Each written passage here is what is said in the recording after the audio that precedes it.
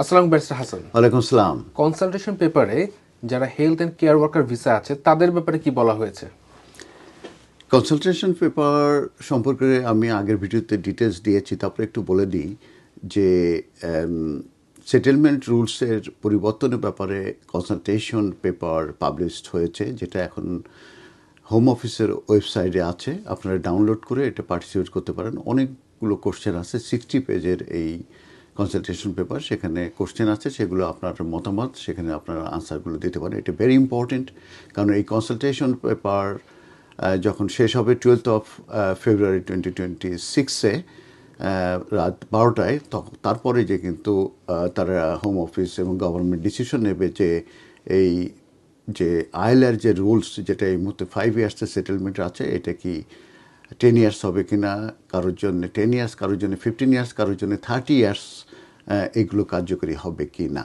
তো এখন আমি যে বিষয়টি নিয়ে, যে ইস্যু নিয়ে আলোচনা করবো, সেটা হচ্ছে আমরা জানি হেলথ অ্যান্ড কেয়ার বিষয়ে যারা এসেছে সিন্স 2021-22 পর থেকে, তাদের ক্ষেত্রে এই কনসালটেশনে যেটা বলা হয়েছে, সেটাতে বলা হয়েছে যে লো স্কিল কিংবা লো ওয়েজেস মাইগ্রেন্ট যারা এই হেলথ অ্যান্ড কেয়ার ভিসায় এই দেশে এসেছে, এই তাদের ব্যাপারে যেটা কোশ্চেন আছে, সেটা হচ্ছে যে তাদেরকে 15 ইয়ার্স পরে সেটেলমেন্ট দেয়া হবে, যেটা এই মুহূর্তে 5 ইয়ার্সে দেয়া হয়ে থাকে।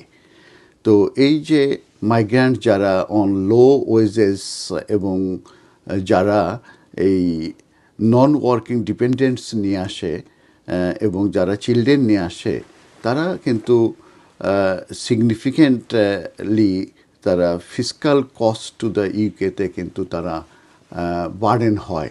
তার মানে কি, যে এই যে social and care worker visa যারা আসছে, তাদের যে নন ওয়ার্কিং ডিপেন্ডেন্ট আসছে কিংবা তাদের যে চিলড্রেন আসছে, তারা কিন্তু ইউকে গভর্নমেন্টের অনেক কস্ট ইনকার করে কিংবা অনেক কস্ট তাদের পিছনে ব্যয় করতে হয়।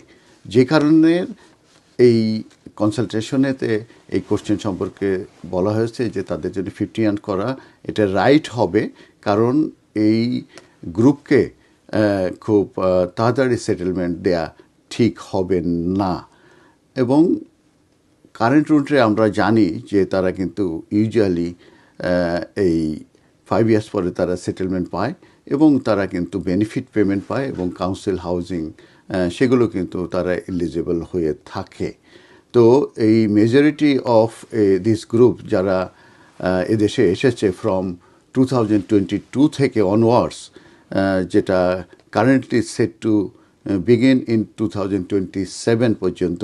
তো এই ক্ষেত্রে কনসালটেশনে যেখানে সেপারেটলি বলা হয়েছে যে তাদের baseline qualifying period of 15 years for this group, এই গ্রুপকে 15 ইয়ার্স পরে তারা কোয়ালিফাই করবে for the settlement.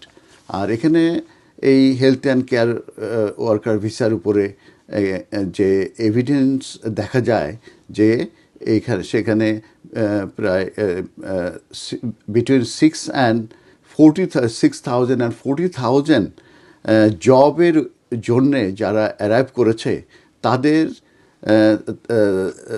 616,000 individuals from 2022 থেকে 2024।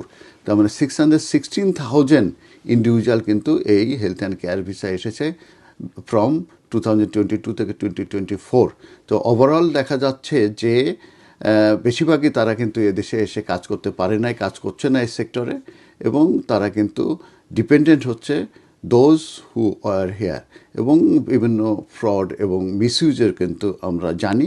যে কারণে এই কেয়ার সোশ্যাল এই হেলথ অ্যান্ড কেয়ার ভিসার যারা 2021-এর পরে এসেছে, তাদেরকে লো ওয়েজেসের এই ইনকামধারী বলা হচ্ছে, এবং বলা হচ্ছে যে এই গ্রুপকে 15 ইয়ার্স পরে যে তাদেরকে সেটেলমেন্ট দেয়া হবে। তবে এটা কিন্তু সাবজেক্ট টু কনসালটেশনের পরে যে এটা ডিসিশন হবে। ধন্যবাদ।